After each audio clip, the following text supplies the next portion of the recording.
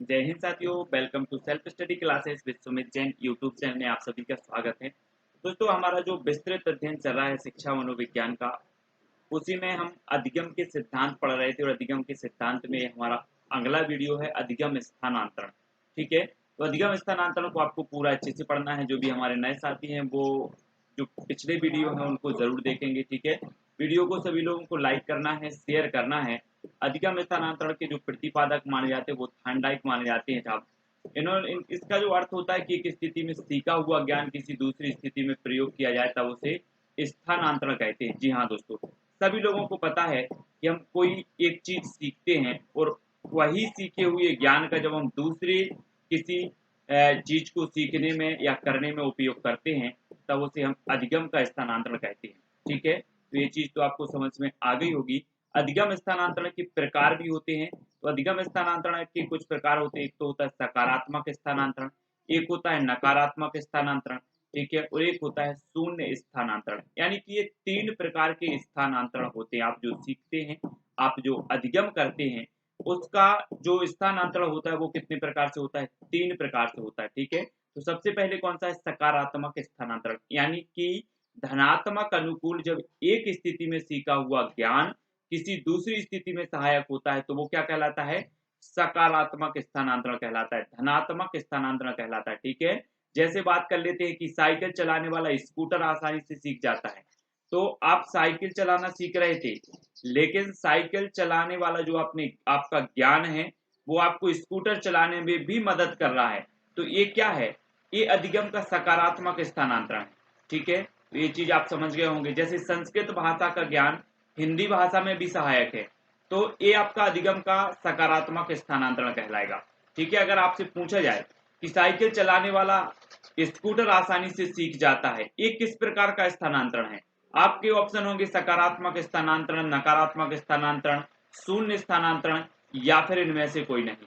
तो आपका सीधा सा उत्तर होगा कि अगर कोई साइकिल चलाने वाला स्कूटर आसानी से सीख जाएगा, है ना, तो ये सकारात्मक स्थानांतरण होगा। ठीक है, अगला है दोस्तों नकारात्मक या ऋणात्मक या प्रतिकूल स्थानांतरण। ठीक है, इसका क्या होता है कि इस एक स्थिति में सीखा हुआ ज्ञान किसी दूसरी स्थिति में बाधा उत्पन्न करे, बाधा उत्पन्न करता है तो उसे नकारात्मक स्थानांतरण कहते हैं।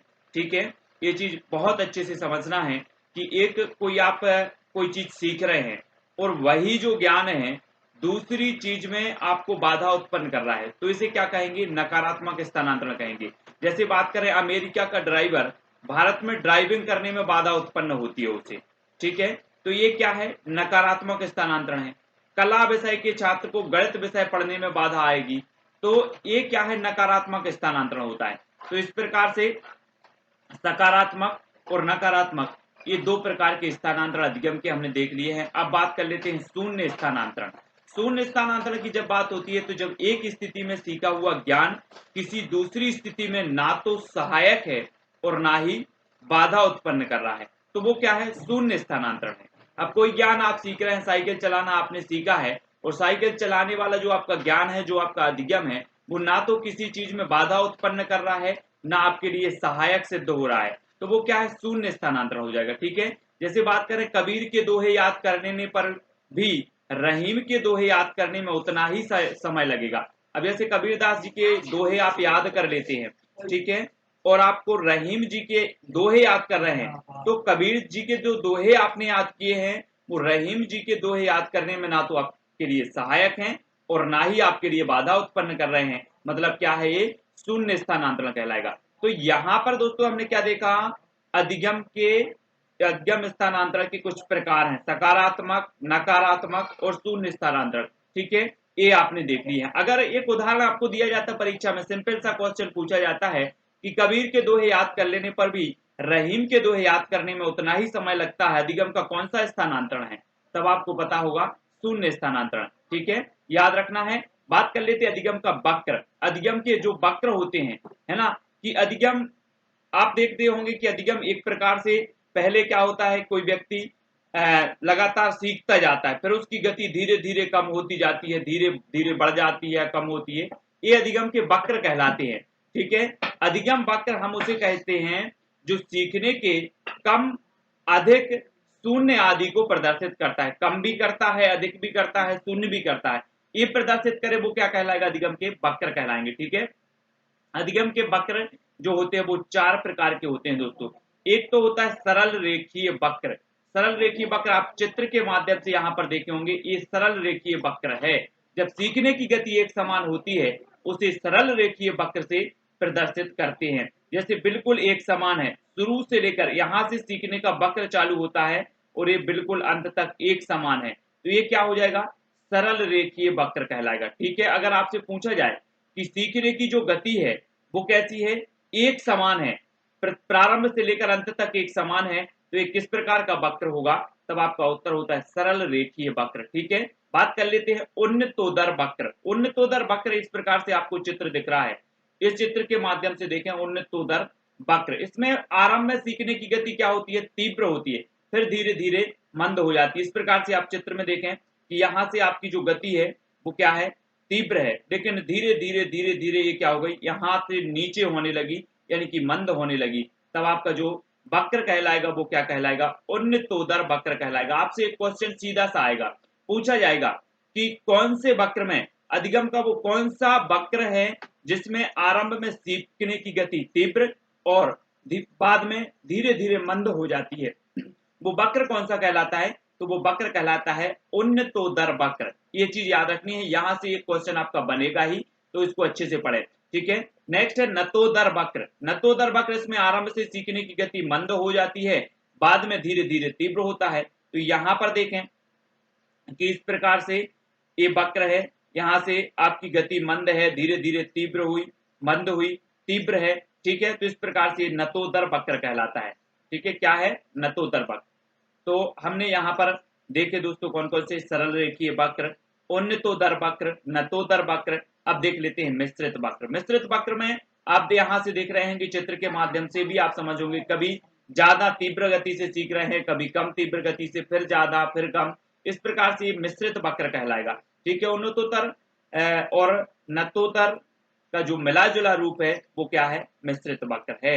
अधिगम का पठार जब सीखने की गति रुक जाती है, ना तो उन्नति होती है ना अवनति होती है, ये क्या है, अधिगम का पठार है। जब सीखने की गति क्या होती है, रुक जाती है, तो ये क्या है, अधिगम का पठार। अधिगम के अन्य महत्वपूर्ण सिद्धांत भी आपको पढ़ना है। यहाँ पर हमने बहुत सारे सिद्धांत पढ़े, थांडाई के सिद्धांत पढ़े, पावलाव का सिद्धांत, कोहलर का सिद्धांत पढ़ लिया, स्किनर का सिद्धांत पढ़ लिया, ये सारे के सारे सिद्धांत हमने पढ़ लिए, उनको विस्तृत रूप से जाना है। अब आपसे सीधा सा क्वेश्चन पूछा जाता है कि अधिगम का क्षेत्र सिद्धांत किसने दिया, तो क्षेत्र सिद्धांत दिया दोस्तों कुर्ट लेविन ने। कुर्ट लेविन, ये चीज आपको याद रखनी है, कुर्ट लेविन ने।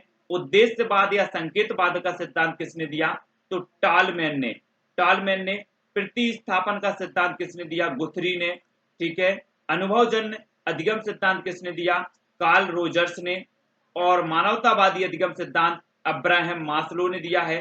सूचना प्रक्रियाकरण का सिद्धांत मिलर और संरचनात्मक सिद्धांत या अन्वेषण का जो सिद्धांत दिया वो जेराम ब्रूनर ने दिया है।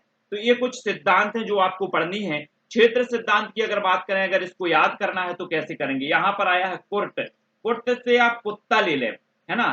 तो क्षेत्र, विभिन्न क्षेत्रों में अलग अलग प्रकार के जो है पुत्र रहते हैं, हम बोलते हैं ना कि उस क्षेत्र नहीं जाना, वहां पर कुत्ता है। तो कुर्ट, कुर्ट लेवेन क्षेत्र की बात होगी तो कुर्ट लेवेन। ठीक है, उद्देश्यवाद या संकेतवाद का सिद्धांत। अब अगर आपको कोई संकेत मिल जाए, आप कहीं जा रहे हैं और आपको संकेत मिल जाए कि आपका एक्सीडेंट होने वाला है, तो आप क्या करेंगे, उस यात्रा को टाल देंगे। तो आपको अगर संकेत मिल रहे हैं तो आप उस यात्रा को भी टाल देंगे।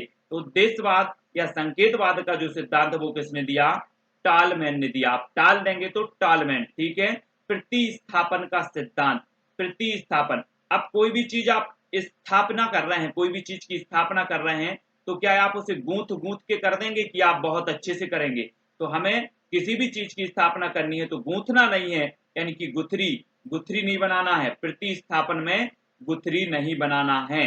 अनुभवजन्य अधिगम सिद्धांत, अब इसको कैसे याद करें, अनुभव की बात आ रही है तो कार्ल रोजर्स। दोस्तों आप देखते होंगे काल मतलब होता है समय, और यहां पर भी आया है काल, तो काल के अनुसार अनुभव भी बदलते जाते हैं, बढ़ते जाते हैं। तो अनुभवजन्य अधिगम सिद्धांत, अनुभव की बात हो रही है, मतलब काल, समय के अनुसार अनुभव बढ़ते जाते हैं, है ना, स्ट्रांग होते जाते हैं। तो अनुभवजन्य अधिगम सिद्धांत कार्ल रोजर्स। मानवतावादी अधिगम सिद्धांत मास्लो, ये किसने दिया है? मास्लो, मानवतावादी अधिगम सिद्धांत। सूचना प्रक्रियाकरण का सिद्धांत तो मिलर। अब जैसे आपको सूचना मिल जाए, सूचना मिल गई कि सर आ रहे हैं, मान के चलो, है ना, या कोई मुख्यमंत्री आ रहा है आपका प्रदेश का, आपका सूचना मिल गई, तो आप क्या करोगे? मिलने जाओगे। तो मिलर, हम कहाँ जा रहे हैं? मिलर जा रहे हैं, क्योंकि हमें सूचना मिल गई है। ठीक है। जेराम ब्रूनर, जेराम ब्रूनर का संरचनात्मक सिद्धांत या अन्वेषण का सिद्धांत भी इन्होंने दिया है। अगर आपको कोई संरचना बनानी है, संरचना, ठीक है, तो आप सभी से जेराम जेराम करते जाओ, जेराम जेराम, तो संरचना बन जाएगी, है ना। तो जेराम ब्रूनर का संरचनात्मक सिद्धांत, इस प्रकार से आप याद कर लेंगे। ये तरीका है, आप भी अपने हिसाब से याद करना है। ठीक है।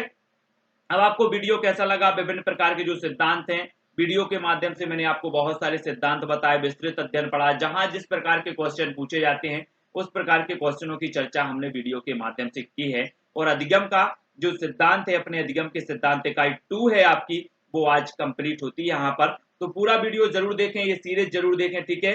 वीडियो को लाइक करते जाएं, शेयर करते जाएं। एमपी टेट ग्रेड 3 एग्जाम वाले, रीट एग्जाम वाले, सीटीईटी एग्जाम वाले, एचपी टेट या यूपी टेट, सुपर टेट, सभी एग्जाम में बहुत ही महत्वपूर्ण है अधिगम के सिद्धांत। यहाँ से 1-2 नंबर के क्वेश्चन आपके जरूर पूछे जाते हैं। अगर आपसे अच्छे से आपने पढ़ा है, विस्तृत रूप से आपने पढ़ा है, तो निश्चित ही आपको सफलता मिलेगी, 1-2 नंबर आपके बढ़ने वाले हैं। तो ये व्हाट्सअप नंबर दिया है, कोई भी कहीं डाउट लगता है तो आप व्हाट्सअप पे पूछें। ठीक है। टेलीग्राम ग्रुप से भी आपको जुड़ना है, ट्विटर से भी जुड़ सकते हैं, साथ ही फेसबुक और इंस्टाग्राम से जुड़ने के लिए आपको जो है सुमित जैन सर्च करना है। वीडियो को लाइक करके शेयर अवश्य करें दोस्तों। आप लोग लाइक नहीं करते, शेयर नहीं करते, अपने मित्रों तक शेयर करें, अपने व्हाट्सएप फेसबुक ग्रुप में शेयर करें, निरंतर सीरीज चलती रहेगी। आज की वीडियो के लिए बस इतना ही। जय हिंद।